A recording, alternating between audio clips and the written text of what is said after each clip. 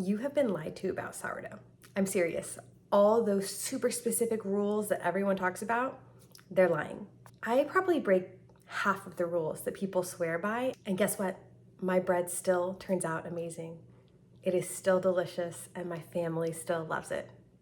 So these are the rules that I break when I'm making sourdough bread. If you have been overwhelmed by sourdough rules, today I am sharing the ones that I ignore and why you probably should too. Sourdough baking is supposed to be fun. It doesn't have to be complicated. It is delicious. It's a great hobby. It's great for our health. It does not have to be complicated.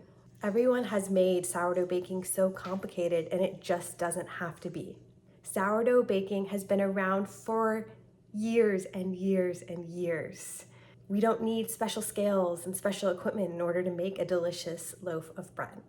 So if you want simple sourdough baking without all of the crazy rules, then this video is for you.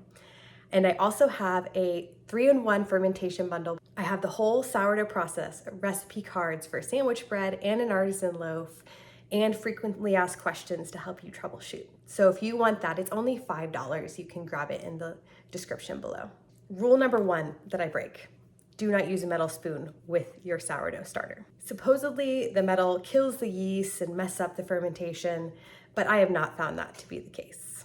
Unless you're using some super reactive metal like aluminum, you're not gonna have an issue.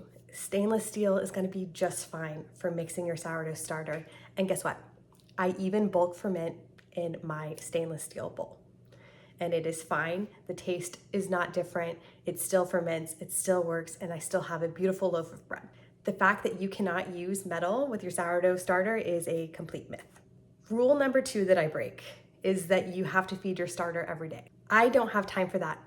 I have 4 children who are 6 and under right now. I have a full-time job and I live on a farm. So there is plenty for me to do, and feeding my starter every day is not something that I have time for. So I have created a method where I do not have to feed my starter every day. Instead, I store it in the fridge, and then whenever I want to bake, I bring it out, I feed it, and I bake, and then it goes right back in the fridge. I sometimes feed it once a week if I'm on top of it, but sometimes life gets crazy and it is weeks before I feed that starter. When I had my twins, it was at least a month that my sourdough starter just sat in there. I didn't feed it for an entire month and it was totally fine. Your sourdough starter is robust. It can last. The starter just relaxes in the fridge and then it comes back to life when you pull it out. Sourdough starters are way tougher than people make them out to be. Rule number 3 that I break is that you have to do stretch and folds. People do tons and tons of stretch and folds. And that's great because it helps like develop the gluten and you can end up with a bread that's easier to shape. People think that you have to do a million stretch and folds in order to get good bread. And I've even seen people take their bowl into the car with them and do the stretch and folds while they're out and about because they're on such a schedule. I don't have time for that. You probably do not have time for that either. And so I don't do them. Sometimes I do them, sometimes I don't. It just depends on what time it is when I start my loaf and how I'm feeling. Sometimes I do no stretch and folds and my bread turns out fine. Sometimes I'll do 1 or 2 stretch and folds depending on how I'm feeling. I have noticed that if I do stretch and folds, my bread is easier to form and handle, but it still works just fine if I do no stretch and folds. I typically just mix my dough, let it bulk ferment overnight, and then I shape my bread in the morning and bake it. That's it. And my loaves turn out great. My loaves still get a beautiful rise, a crispy crust, and that wonderful chewy center that we all love so much. Here's the thing, sourdough was not meant to be complex. It was not meant to be a stressful, rigid hobby. For many of us, sourdough is a hobby. We love it, and it does not have to be so restrictive. Sourdough baking is an ancient, rustic method for making bread. They did not have scales back in the day when people were sourdough baking. Talk to your grandma. It's very possible that she, or at least her mom, made sourdough bread and they were not stressing over the stretch and folds or getting the perfect amount of flour in there. If you love the process and you enjoy those stretch and folds, then by all means do it, but do not think that you have to. If you like feeding your sourdough starter every day and having it fresh on the counter, ready to bake every single day, then do it. But if you're a mom who's busy and just wants to make a loaf of bread once a week, then that's okay too, and you can keep it in the fridge. The rules do not have to be so rigid. It can keep people from getting started, and this is a wonderful thing to incorporate into your life. If sourdough is making you feel anxious, or you feel like you're failing sourdough, skip the rules. Make it work for your life. That has been my key to success in sourdough baking. I have made a process that works for my life. If you're curious, here's how I do it. In the morning, I take out my sourdough starter from the fridge the day before I want to bake, and I feed it. Now, when it's in the fridge, it actually takes a little longer to rise.